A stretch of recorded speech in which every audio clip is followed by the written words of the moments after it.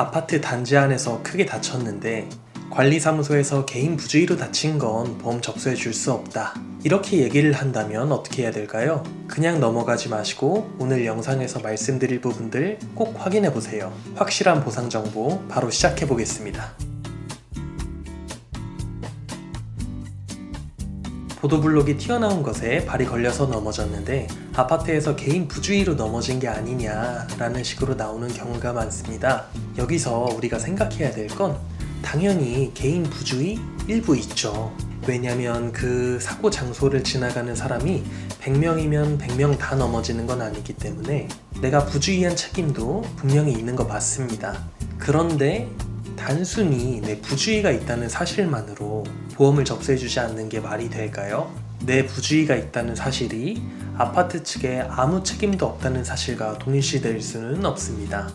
내가 부주의해서 넘어진 것도 당연히 있겠지만 만약에 보도블록이 정상적으로 잘 정비가 되어 있었다면 거기서 걸려 넘어질 일은 없었겠죠? 그렇다면 이 사고는 내 부주의와 아파트 측의 관리상 하자가 같이 존재하는 거예요. 아파트에 단 10%라도 과실이 있다면 당연히 배상 책임이 성립되는 거고요. 보험 접수도 해줘야 되는 겁니다. 거기에 더해서 어차피 아파트에서 보험 접수를 하면 보험사에서 직원을 내보내서 다 조사를 합니다. 다 조사한 다음에 아파트 측의 법률상 책임이 없을 만한 사고면 당연히 보험금도 안 나가요. 그래서 굳이 접수해주지 않을 이유도 없는데 그럼에도 불구하고 아까 말씀드린 이유를 들어서 접수를 거부하는 경우가 굉장히 많습니다. 그럼 우린 어떻게 해야 될까요? 일단 이게 정말 나의 부주의만으로 인해서 발생한 사고인지 먼저 확인을 해봐야 합니다. 사실 손해사정사 상담 받으시면 이런 것들은 바로 확인을 해드릴 수가 있는데요. 그래도 혼자 확인할 수 있는 방법 최대한 쉽게 예시를 들어서 설명을 해볼게요. 길을 가다가 내 발에 내가 걸려서 넘어졌다. 이거 당연히 내 책임이잖아요. 여기서 아파트 책임을 물을 수 있을 만한 여지가 없죠? 이건 나 혼자만의 책임인 거예요. 이런 건 당연히 보험 접수 안 되고 해봤자 보험금도 안 나오죠. 그런데 길을 가다가 파손된 보도블럭에 발이 걸려서 넘어졌거나 길을 걷다가 아스팔트 단차들이 이렇게 생기는 경우가 종종 있어요. 그 단차에도 발이 걸려 넘어질 수도 있고 복도를 걷는데 비가 왔거나 청소를 했거나 해서 물이 고여있는 경우가 있어요. 그 물을 밟고 미끄러져 넘어졌거나 겨울에 아파트 내에 이제 빙판길 당연히 생길 수는 있죠. 이걸 뭐 완벽하게 대비를 할 수는 없지만 그 어떠한 조치도 되어 있지 않은 경우가 있어요. 그 경우 내가 그걸 밟고 넘어졌다거나 이런 예시 외에도 놀이터에서 시설이 파손되어 있어 다쳤다거나 뭐 정말 여러 가지 사고가 있을 수 있을 거예요. 중요한 건 아파트에서 원래 관리해야 되는 부분들이 있죠. 그 관리 상태가 미비해서 내가 다쳤다면 당연히 아파트에서 가입한 보험으로 배상을 받을 수 있게 되는 거예요. 그렇게 이런 사고가 났다면 모든 영상에서 지금 말씀을 드리고 있지만 다시 한 번 더 말씀을 드릴게요. 이런 사고가 났으면 CCTV 영상 꼭 확보해 놓으시고요. 이거 시간 너무 흘러서 가면 이미 지워져 있으니까요. 그냥 사고 나고 최대한 빨리 가서 영상 확인해 보세요.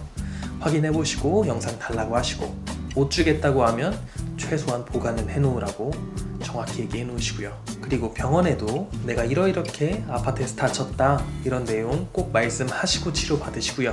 보험도 접수해달라고 아파트에 통보도 하셔야 되고요. 만약 방금 나열한 것처럼 아파트 측에 책임이 있는 사고임에도 불구하고 당신의 부주의로 다친 게 아니냐라는 식으로 나오면서 보험 접수를 해주지 않는다면 방법이 또 있습니다.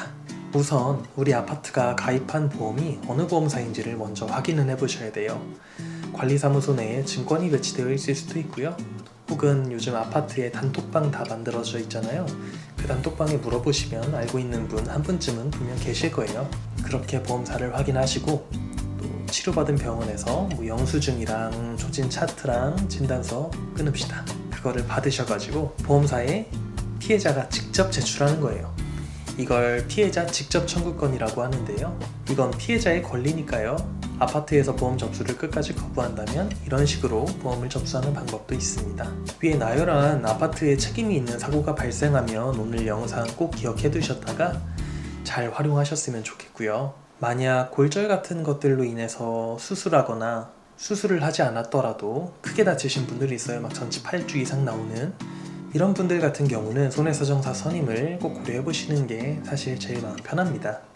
배상 책임 보험은 보험사가 알아서 다 챙겨주는 게 아니고 피해자가 스스로 내 손해액들, 부상으로 인해 발생한 치료비, 일하지 못해서 벌지 못했던 소득, 그리고 이 사고로 인해서 후유증이 남으면 그 부분에 대한 상실 수익들, 앞으로 발생할 향후 치료비, 이런 모든 것들, 그리고 위자료에 대한 분쟁까지 피해자가 직접 싸우고 입증하고 해나가야 되는데, 사실 일반인 입장에서는 정말 쉽지 않죠. 정확한 기준도 모르고요. 보험사 입장에서는 당연히 한 푼이라도 적게 주는 게 좋은 상황이고요. 이 과정이 상당히 복잡하고 어렵기 때문에 그냥 전문가를 선임하시는 게 편할 수 있습니다.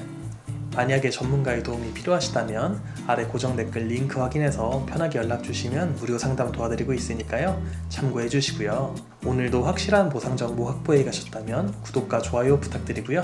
다음 영상에서 또 뵙겠습니다. 사무실을 새로 차리느라 제가 너무 바빠서 영상을 찍지 못했는데 이제 다시 영상을 주기적으로 올릴 생각이니까요. 또 좋은 정보 여기서 확보해 가셨으면 좋겠습니다. 저는 김용진 손해사정사였습니다. 감사합니다.